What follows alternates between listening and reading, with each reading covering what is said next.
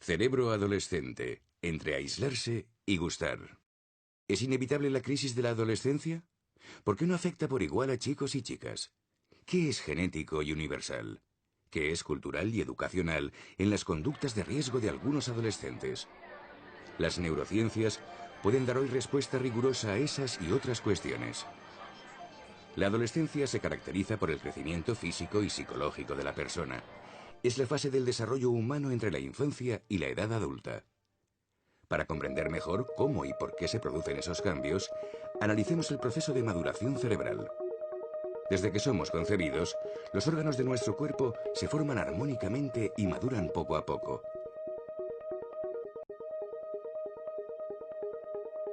El cerebro sigue desarrollándose de forma gradual durante la infancia y madura en la adolescencia por áreas, siguiendo un proceso ordenado que comienza en la nuca y avanza hacia la frente.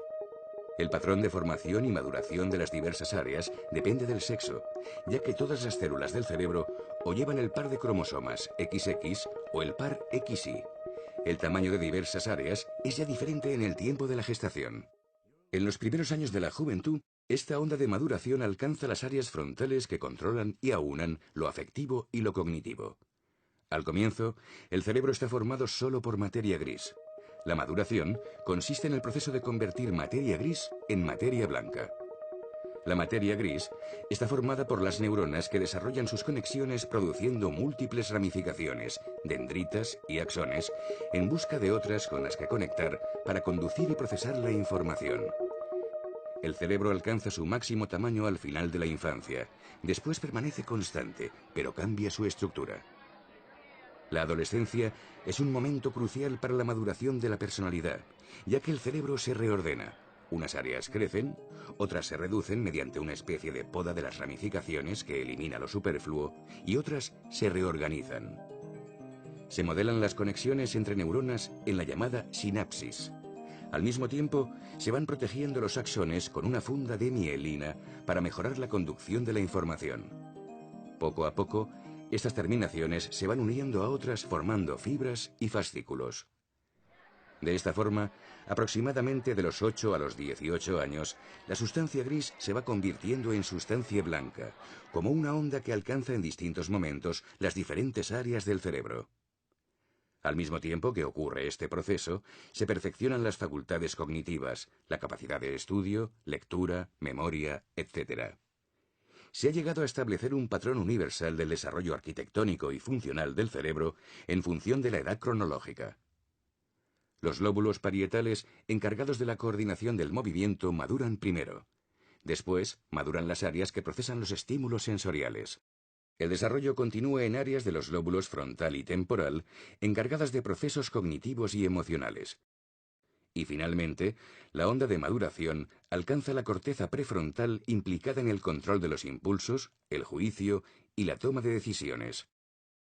Este patrón universal muestra las diferencias naturales en la maduración del cerebro de las chicas y los chicos, lo que se debe a que las hormonas de la pubertad se producen a edades diferentes y de forma distinta, cíclica en las chicas y continua en los chicos.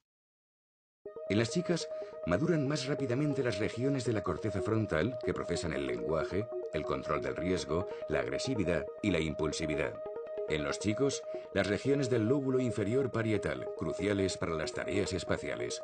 También difieren el hipocampo y la amígdala cerebral de ambos, contribuyendo a las diferencias de desarrollo cognitivo y social durante la adolescencia.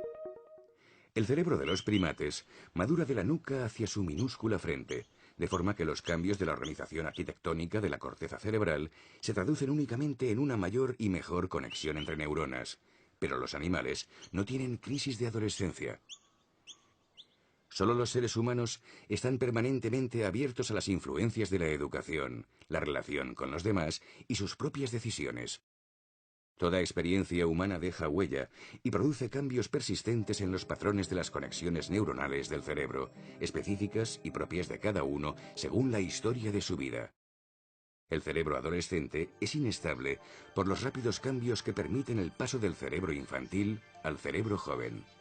En esta etapa, se produce la transición desde la dependencia del núcleo familiar a la independencia a través de las relaciones interpersonales y sociales. La maduración conlleva cambios emocionales, mentales, psicológicos y sociales, influidos por las hormonas sexuales, cuya concentración se incrementa dramáticamente con la pubertad. Aumenta el interés por la actividad sexual. Se experimentan cambios en la motivación, los impulsos y las emociones. En definitiva, se altera el mundo afectivo personal en una etapa en que los sistemas que integran las emociones en las decisiones racionales aún está madurando. Por otra parte, se establecen los circuitos que permiten la memoria autobiográfica, imprescindible para la formación de la propia identidad. Se despierta en los adolescentes el querer saber quién soy y cómo soy.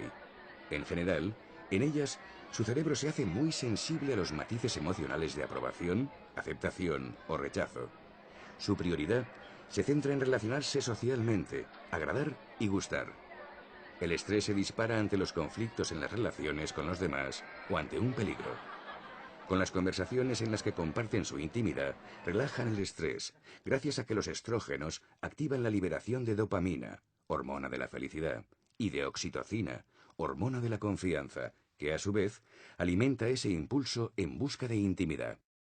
Por su parte, en general, en ellos, la elevación de la testosterona les hace casi literalmente querer desaparecer del mapa social. Reduce su interés por el trato social, excepto en lo que se refiere al deporte y al sexo. La vasopresina, hormona de las energías masculinas, les permite gozar con la competitividad y desear mantener su independencia. Necesitan ocupar su puesto en la jerarquía masculina. En ellos es más acusada la temeridad, tan característica en esta edad, porque conceden más expectativas a los beneficios que a los riesgos. La onda de maduración puede seguir su dirección y ritmo natural o cambiar al recibir el impacto de las experiencias con diferentes personas, situaciones y conductas. El establecimiento y la regulación de los circuitos se modela precisamente con la educación y la propia conducta.